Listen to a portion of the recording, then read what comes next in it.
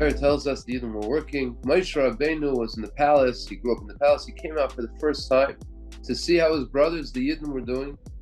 And the first thing he encounters on his first trip out of the palace is that an Egyptian enforcer, an Egyptian soldier, was beating a poor Jewish worker, a poor Jewish slave. He was beating him fatally.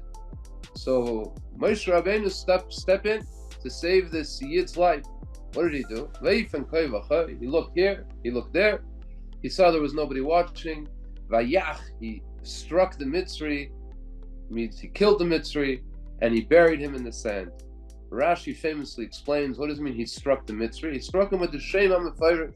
We don't exactly understand that system, but somehow by uttering the Shem HaMefayrish, a certain combination of letters that make up the Shem of Kodesh Baruch Hu, he was able to kill the Mitzri, some sort of supernatural death.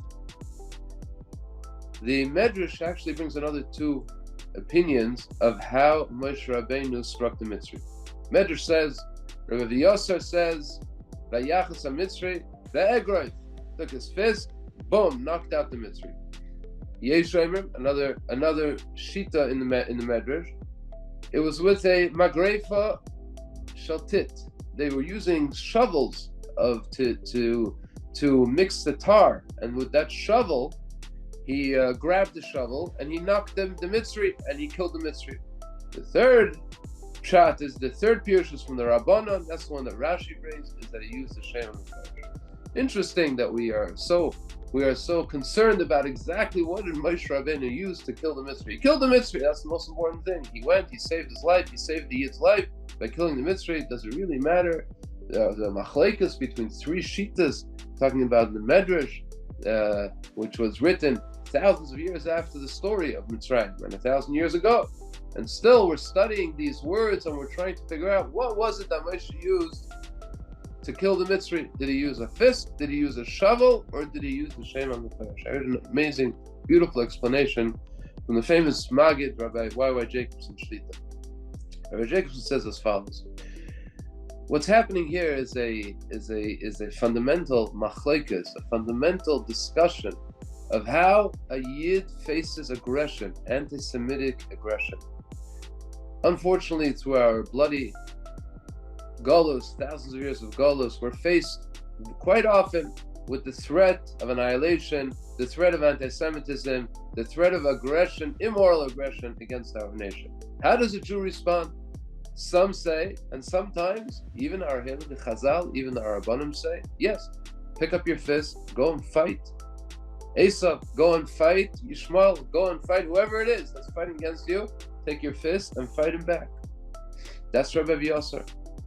There's a Yesh Omer. The Yesh Omer says use the shovel. The shovel, says Rabbi Jacobson, symbolizes building. You got to build influence, build diplomacy, build your own wealth and your own power and your own influence in a way so that you'll be in a position of power, so that you can approach powers of the world that may be and say this is unacceptable. The Yidden cannot survive under this aggression. And because we've built buildings, we've built empires, and we've built societies, so we have a right and we have the power to be able to influence and to be able to use that influence to safeguard and to protect Klal Yisrael, the shovel. And the third, the third is use the word of Hashem. What's the word of Hashem? Davening, tefillah, hakol kol Yaakov. That's the safeguard, the unfailing power that Kodesh Baruch Hu gave Klal Yisrael to use the Shem Hashem, to use the Shem Hashem Maskir to fight off our enemies. Interesting that when we find Yaakov greeting Esav, and Yaakov was preparing for his meeting with Esav, and he knew that Esav was coming to kill him. Arba Meis Yishimai. So Rashi brings over there, Rashi in Pasuk Tes, at the beginning of Parashat Vayishlach, he says that Yaakov Avinu prepared three different approaches to meeting Esav. First of all, he gave him presents, diplomacy.